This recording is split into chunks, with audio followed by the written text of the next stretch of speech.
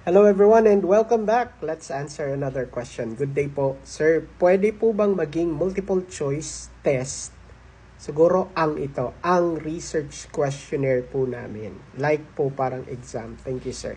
So, the purpose of the research questionnaire, which is also known as a research instrument, is to gather data. Ulitin natin, para ma-contextualize natin ang trabaho ng research questionnaire or yung research instrument niyo is to gather data.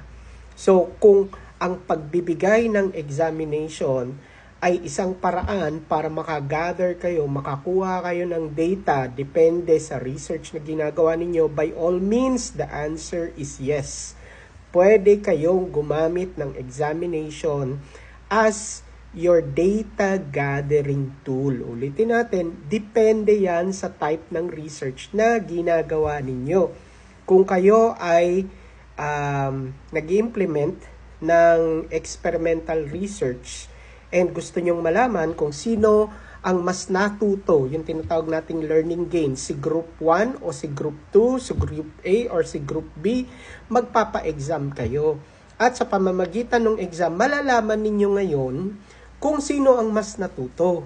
Ang tawag natin doon is gathering data through the use of an examination.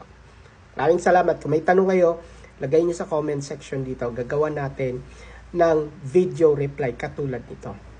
Bye everyone. See you on our next video.